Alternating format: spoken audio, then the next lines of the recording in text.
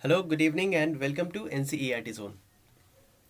Speedy के annual current affairs यानी कि स्पीडी के वार्षिकांक में अभी बात करेंगे हम भारत सरकार के कुछ रिपोर्ट्स की। कुछ इंडियन गवर्नमेंट्स ने कुछ रिपोर्ट्स सबमिट किए हैं। इंडियन गवर्नमेंट के अलग अलग ऑर्गेनाइजेशंस ने क्या किया है, कुछ रिपोर्ट दिया है, जारी किया है, उसके बारे में हम डिस्कस करने वाले हैं।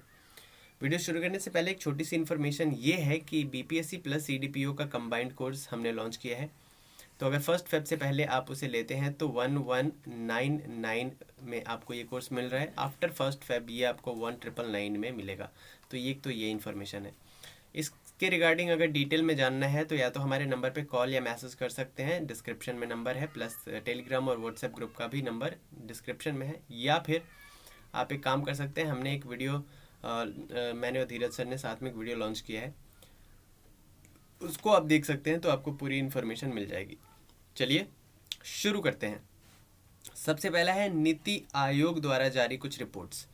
तो सबसे पहले बात आ गई, नीति आयोग ने ये रिपोर्ट जारी की है। तो नीति आयोग के बारे में थोड़ा सा हम जान लेते हैं, उसके बाद आगे बढ़ेंगे, ठीक है। नीति आयोग पूरा नाम क्या है? तो national institute for transforming India, ठीक है। चलिए मैं लिख देता हूँ,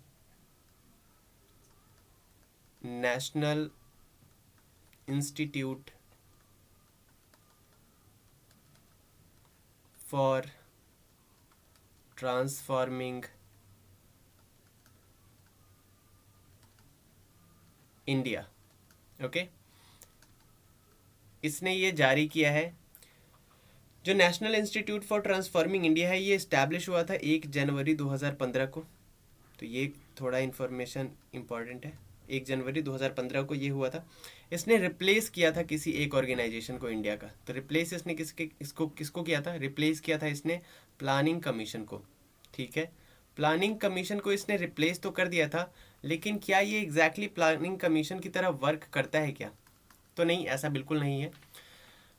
पहले प्लानिंग कमीशन का काम क्या था? ऑब्वियसली प्लानिंग का कमीशन का नाम प्लानिंग करना था, उसका काम। नीति आयोग का भी काम प्लानिंग करना है।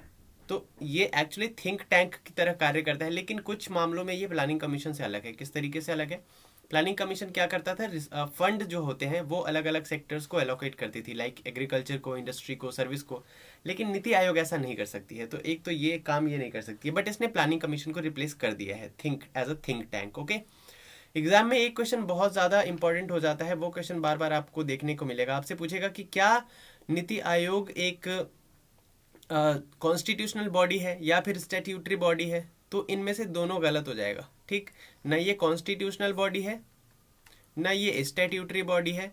तो ये क्या है? तो ये है एक्स्ट्रा कॉन्स्टिट्यूशनल बॉडी। क्या है? एक्स्ट्रा कॉन्स्टिट्यूशनल, यानी कि ये, या फिर नॉन कॉन्स्टिट्यूशनल बॉडी हम इसको कह सकते हैं। ऐसा क्यों है? क्योंकि ये ना तो कॉन्स्टिट्यूशन में अमेंड करके बनाया गया है, ना ही ये किसके द्वारा, पार्लियामेंट्री एक्टिविटी के द्वारा बनाया गया है। तो ये क्या है? इनमें से कुछ नहीं है। ये एक्स्ट्रा कॉन्स्टिट्यूशनल या नॉन कॉन्स्टिट्यूशनल बॉडी कह सकते हैं। या फिर एग्जाम में एक और ऑप्शन आता है कि एग्जीक्यूटिव बॉडी। तो जी हाँ, ये एग्जीक्यूटिव बॉडी है। तो आई होप ये समझ में आ गया होगा, ठीक। हेडक्वार्टर इसका कहाँ पे है? तो हेडक्वार्टर इसका है दिल्ली में, ठीक। और क्या है? चेयरमैन इसके कौन है? तो चेयरमैन नरेंद्र मोदी है। अगर आपसे पूछे, चलिए मैं लिख देता हूँ, चेयरमैन नरेंद्र मोदी है।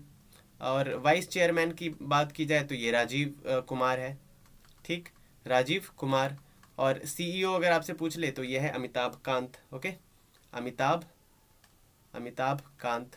तो आई होप ये इतना आपको समझ में आ गया होगा।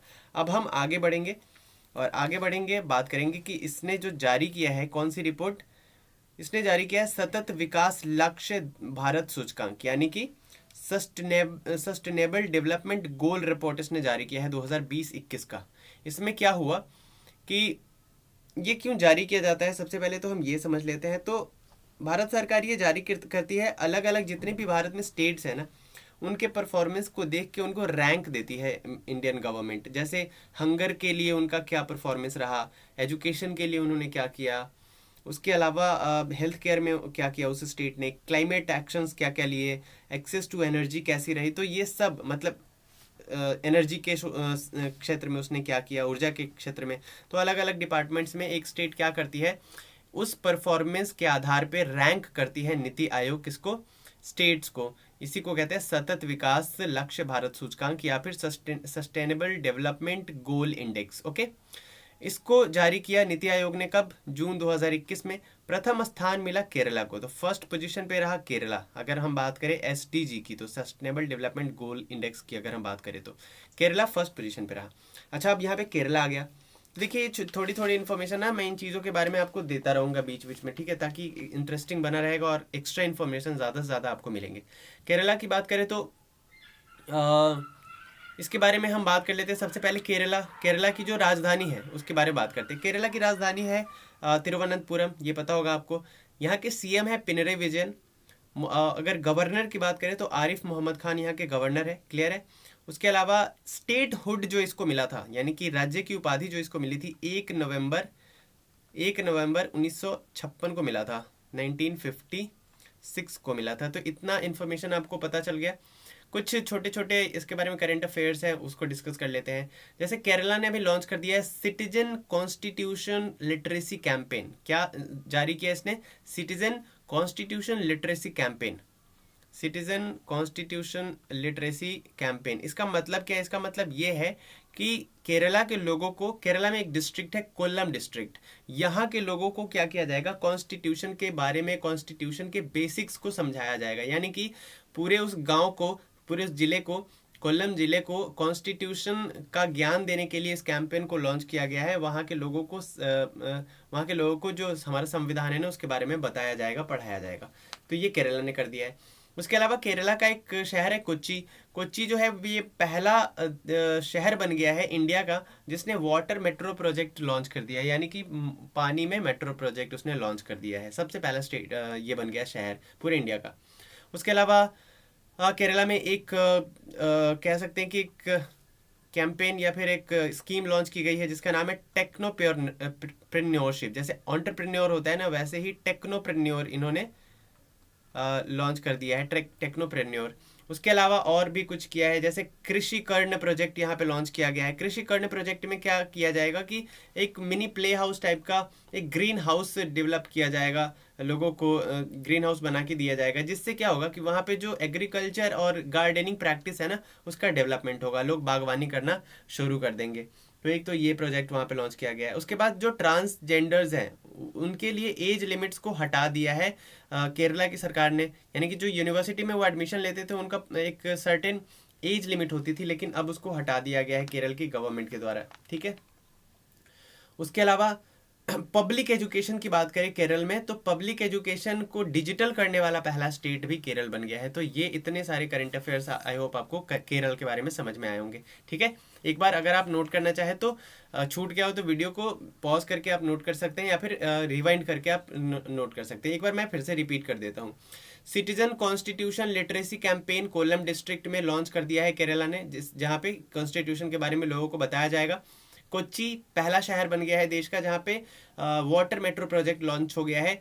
उसके अलावा टेक्नोप्रेन्योरशिप और कृषि कर्ण प्रोजेक्ट वहाँ पे लॉन्च किया गया है केरल में। एज लिमिट ट्रांसजेंडर्स के लिए एज लिमिट हटा दी गई है यूनिवर्सिटी एडमिशन के मामले में। और पहला स्टेट बन गया है जहाँ पे पब्लिक एजुकेशन को, सरकारी शिक्षा को क्या किया गया है? डिजिटल कर दिया गया है पूरी तरह से। और इसके अलावा सीएम के बारे में मैंने बता दिया, पिनरई विजयन सीएम है, आरिफ मोहम्मद खान यहाँ के गवर्नर है। स्टेट हुड मिला था इसे 1 नवंबर 1956 को और इसकी राजधानी कहाँ पे है? तिरुवनंतपुरम है, ठीक है। आगे बढ़ते हैं तो पहले स्थान पे तो केरल रहा एसडीजी इंडेक्स में। दूसरे स्थान पे रहा हिमाचल प्रदेश। हिमाचल प्रदेश की अगर बात करें तो हिमाचल प्रदेश की राजधानी शिमला है। अच्छा, यहाँ पे हिमाचल प्रदेश और तमिलनाडु दोनों कंबाइंड रहे हैं, दोनों साथ में इन्होंने शेयर किया है, सेकेंड पोजीशन को शेयर किया है, ठीक। तो सबसे पहले बात कर लेते हैं हिमाचल प्रदेश की। तो हिमाचल प्रदेश की राजधानी शिमला है, ये समर कैपिटल है। अगर बात करें हिमाचल प्रदेश की राजधानी शिमला की तो Shimla is the summer capital, okay. वहीं पे इसका विंटर कैपिटल क्या है? तो विंटर कैपिटल है धर्मशाला। विंटर कैपिटल क्या है? धर्मशाला। उसके अलावा यहाँ के सीएम है जयराम ठाकुर, हिमाचल प्रदेश के। गवर्नर है यहाँ के राजेंद्र आर्लेकर। कौन है? राजेंद्र आर्लेकर। कुछ करंट अफेयर्स है हिमाचल प्रदेश के बारे में, उसको डिस्कस कर लेते हैं। जैसे लाहौल जिले में स्थित एक क्या है? Lahaul Spiti.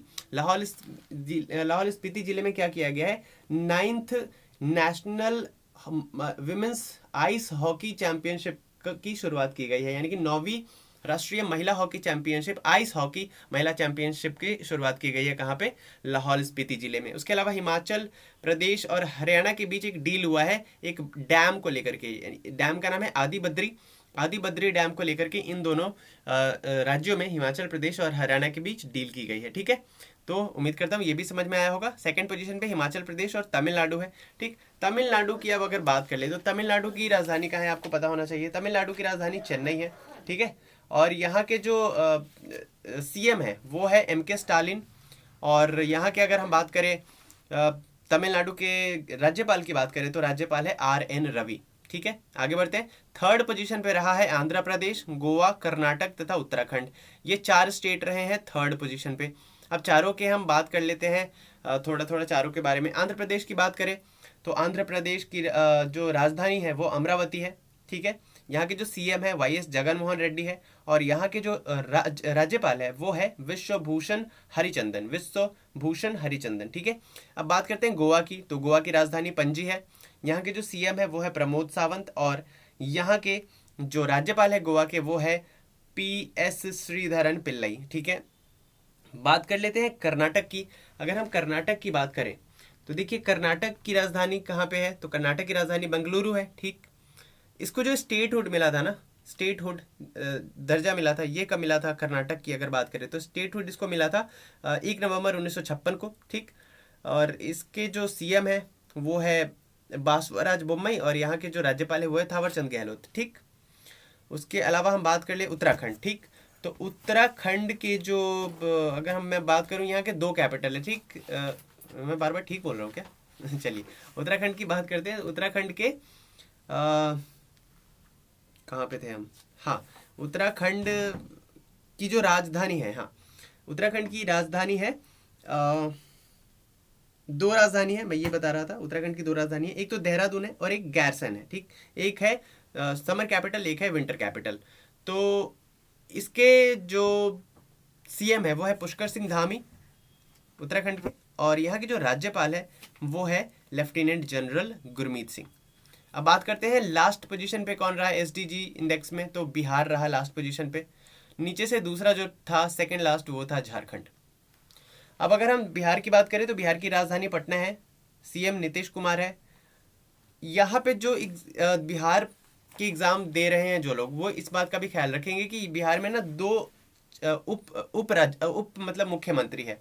Vice chief minister की बात करें तो यहाँ पे 2 है, एक तो रेणु देवी है और एक है तारकिशोर प्रसाद। तो हो सकता है अगर आप बीपीएससी देने वाले हैं या सीडीपीओ देने वाले हैं या फिर अगर आप ऑडिटर का एग्जाम देने वाले हैं, प्री का रिजल्ट आया है, मेंस अगर लिखने वाले हैं, तो मे भी वहाँ पे ये क्वेश्चन पूछा जा सकता है। ठीक है, इन केस, क्योंकि एग्जामिनर बहुत तेज हो गया है, कहीं से भी कुछ भी क्वेश्चन उठा के पूछ दे रहा है। ठीक, तो क्योंकि उप मुख्यमंत्री के बारे में बहुत कम लोग पढ़ते हैं तो मे भी ये एग्जाम में आ जाए, इसलिए इसको ध्यान में रख के चलिएगा। 2 उप मुख्यमंत्री है बिहार के, एक तो रेणु देवी है और एक तारकिशोर प्रसाद है। ठीक है, उसके बाद बात करें यहाँ के राज्यपाल की, तो बिहार के राज्यपाल है फागू चौहान। और उसके अलावा नीचे से दूसरा था झारखंड, तो झारखंड की बात कर लेते हैं। यहाँ की जो राजधानी है झारखंड की वो है रांची। यहाँ के जो मुख्यमंत्री है वो है हेमंत सोरेन और राज्यपाल है रमेश बाइस। ठीक, उसके अलावा बात करते हैं केंद्र शासित प्रदेशों में जो प्रथम स्थान पे रहा था वो रहा था चंडीगढ़। तो चंडीगढ़ की राजधानी चंडीगढ़ है। यहाँ के जो राज्यपाल या फिर हम बात करें प्रशासक है ना एडमिनिस्ट्रेटिव चंडीगढ़ के, वो है बनवारी लाल पुरोहित। तो इतना ध्यान में रखिएगा। तो ये तो रहा नीति आयोग द्वारा जारी, क्या, नीति आयोग द्वारा जारी रिपोर्ट एसडीजी इंडेक्स यानी कि सस्टेनेबल डेवलपमेंट गोल इंडेक्स या सतत विकास लक्ष्य सूचकांक। अब इसके बाद हम बात कर लेते हैं अनीमिया मुक्त भारत की। अनीमिया मुक्त भारत की बात करें यानी कि एनीमिया फ्री इंडिया इंडेक्स जो जारी किया गया 2020-21, इसमें कौन क्या पोजीशन पे रहा बात करते हैं। जारी करता है स्वास्थ्य एवं परिवार कल्याण मंत्रालय, स्वास्थ्य एवं परिवार कल्याण मंत्रालय, या फिर इसको हम कहते हैं ministry of health and family welfare. ठीक है, ministry of health and family welfare. तो सबसे पहले तो बात कर लेते हैं ministry of health and family welfare. Minister अभी हमारे कौन है, तो ये है मनसुख एल मंडाविया।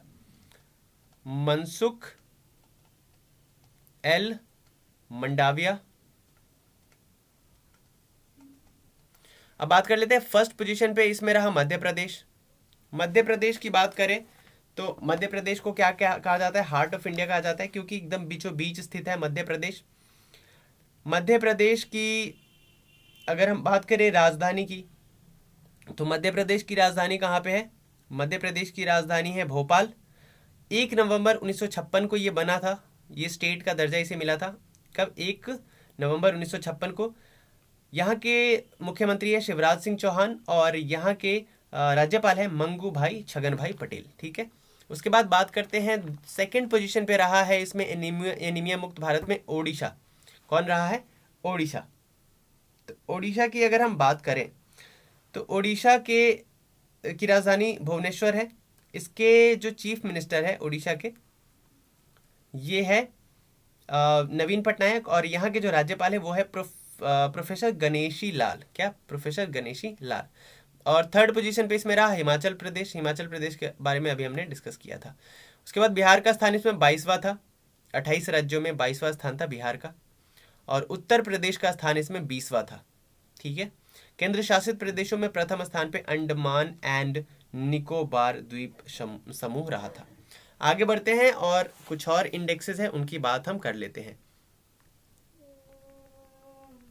अब इसमें आता है भारत नवाचार इंडेक्स, यानी कि इनोवेशन इंडेक्स, इंडिया का इनोवेशन इंडेक्स 2020।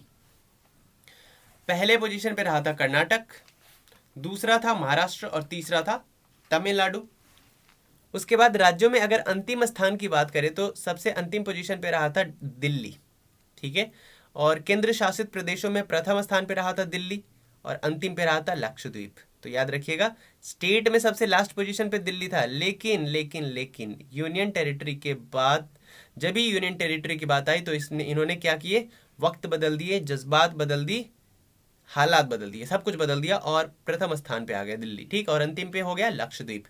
बात करें पूर्वोत्तर एवं पहाड़ी राज्यों में प्रथम पे कौन रहा? तो हिमाचल प्रदेश प्रथम पे रहा, अंतिम मेघालय रहा। पूर्वोत्तर यानी कि नॉर्थ ईस्ट की अगर हम बात करें, या फिर जो पहाड़ी क्षेत्र है उसकी बात करें तो पहाड़ी राज्यों की। उसके बाद हम बात करते हैं ईज ऑफ लिविंग इंडेक्स, यानी कि ऐसा इंडेक्स जहाँ पे रहने के लिए लोग, कितना लोग कहाँ पे ज़्यादा रहना चाहते हैं और कहाँ पे नहीं रहना चाहते हैं, इस तरीके से इसका मतलब इंडेक्स निकाला जाता है, रैंकिंग दी जाती है शहरों की। तो जारी कौन करता है? जारी करता है आवास एवं शहरी मंत्रालय, यानी कि ministry of housing and urban affairs. क्या? Ministry of housing and urban affairs. अगर बात करें ministry of housing and urban development की, तो इसके जो मिनिस्टर हैं वो है हरदीप सिंह पुरी। कौन है? हरदीप सिंह पुरी। हरदीप सिंह पुरी। प्रथम स्थान की बात करें बड़े और छोटे शहरों में, तो बड़े शहर में प्रथम स्थान पे रहा Bengaluru ease of living index में। छोटे शहर में प्रथम स्थान पे रहा शिमला। बात करें सेकंड, तो सेकंड पोजीशन पे बड़े शहर में पुणे था और छोटे शहर में भुवनेश्वर था। और थर्ड पोजीशन पे बड़े शहर में अहमदाबाद था और छोटे शहरों में सिलवासा था। तो देखिए, बड़े शहर में बेंगलुरु, पुणे और अहमदाबाद, और छोटे शहरों में शिमला, भुवनेश्वर और सिलवासा। बात करें अगर राष्ट्रीय राजधानी दिल्ली का स्थान क्या रहा भाई साहब, एनसीटी दिल्ली का, तो 13वां स्थान था दिल्ली का, और पटना का स्थान बड़े शहरों में था 33वां। ठीक है, सबसे खराब प्रदर्शन किसका रहा? बड़े शहर में सबसे खराब प्रदर्शन रहा श्रीनगर का, और छोटे शहरों में रहा मुजफ्फरपुर का। मुजफ्फरपुर बिहार में आता है। ठीक है, और मुजफ्फरपुर का पड़ोसी ही हूँ मैं, तो I am not so proud of this achievement of Muzaffarpur. Okay, चलिए बात करते हैं, आगे बढ़ते हैं और कुछ और इंडेक्सेस हैं उनकी बात कर लेते हैं।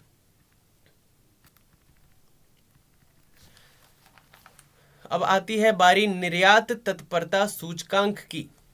निर्यात तत्परता सूचकांक की। निर्यात तत्परता सूचकांक यानी कि जो एक्सपोर्ट है उसके बारे में ये सूचकांक है। निर्यात तत्परता सूचकांक यानी कि एक्सपोर्ट प्रिपेयर्डनेस इंडेक्स, मतलब एक्सपोर्ट करने के लिए कौन सबसे ज़्यादा प्रिपेयर है, मतलब कौन ज़्यादा से ज़्यादा क्या कर रहा है, एक्सपोर्ट कर रहा है, कौन ज़्यादा से ज़्यादा प्रोड्यूस करे, क्योंकि कोई राज्य अगर प्रोड्यूस करेगा तभी तो एक्सपोर्ट करेगा, तो कौन कितना प्रिपेयर्ड है फॉर एक्सपोर्ट, इसके लिए एक इंडेक्स निकाला जाता है निर्यात तत्परता सूचकांक। और ये भी कौन जारी करता है, तो क्योंकि हम इस लाइन में क्या पढ़ते आ रहे थे, नीति आयोग, तो ये भी नीति आयोग ही करती है। इसके अलावा ठीक है, स्वच्छ सर्वेक्षण ग्रामीण ये भी नीति आयोग करती है। तो बात कर ले प्रथम स्थान की, तो प्रथम स्थान पे गुजरात था एक्सपोर्ट प्रिपेयर्डनेस इंडेक्स में, यानी कि निर्यात तत्परता सूचकांक में। सेकंड पे महाराष्ट्र था और थर्ड पे तमिलनाडु था।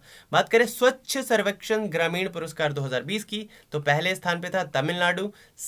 शीर्ष रैंक प्राप्त जिला कौन सा था, तो पेडापल्ली जिला तेलंगाना का पहले स्थान पे था। और अधिकतम नागरिक भागीदारी वाला राज्य कौन है, यानी कि सबसे ज्यादा, तो वो है उत्तर प्रदेश। क्लियर है। आगे बढ़ते हैं और बात करते हैं कुछ नगर पालिका, पहले इधर बात कर लेते हैं, उसके बाद हम बाघ गणना रिपोर्ट करेंगे। ठीक है, नगर पालिका प्रदर्शन सूचकांक 2020, ठीक, यानी कि म्यूनिसिपल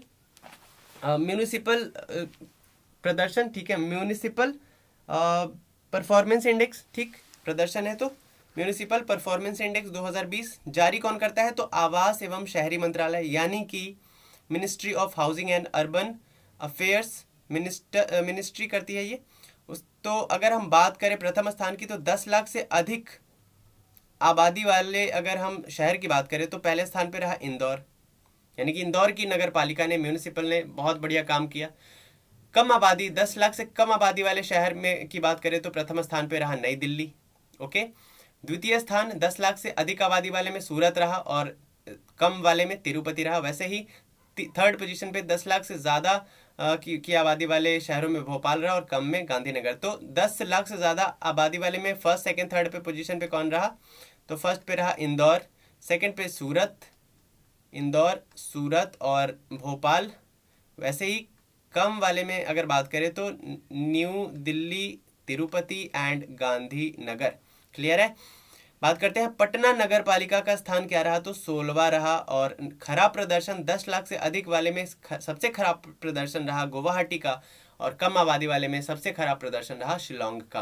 ओके, बात करते हैं परफॉर्मेंस ग्रेडिंग इंडेक्स यानी कि PGI, ये क्यों जारी किया जाता है और कैसे तय किया जाता है परफॉर्मेंस ग्रेडिंग इंडेक्स। तो सबसे पहले होता क्या है ये जान लीजिए।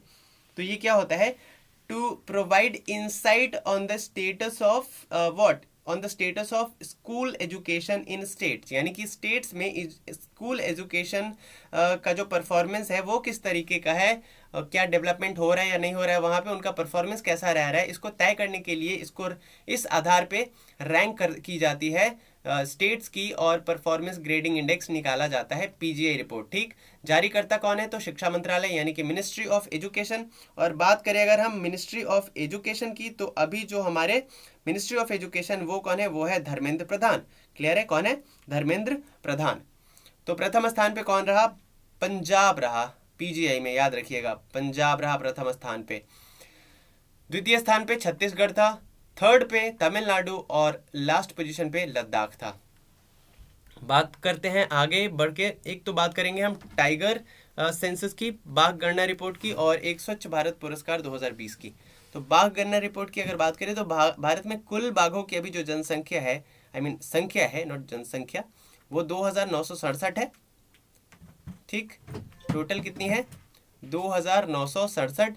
वहीं पे 2014 और 2018 के बीच बाघों की आबादी में जो वृद्धि हुई है वो 33% के आसपास है। और ये देखिए ये रिपोर्ट 2019 का है। ठीक, ये अभी का नहीं है, 2019 के रिपोर्ट के हिसाब से है। तो उस हिसाब से 2967 बाघ है यहाँ पे, जिसमें से 2014 से 18 के बीच बाघों की आबादी में जो वृद्धि हुई है वो 33% की वृद्धि हुई है।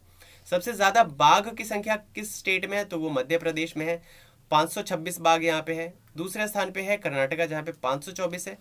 तीसरे पे है उत्तराखंड जहाँ पे 442 है, और चौथे पे है महाराष्ट्र जहाँ पे 312 है। बात करें उत्तर प्रदेश की, तो उत्तर प्रदेश में 173 बाघ है।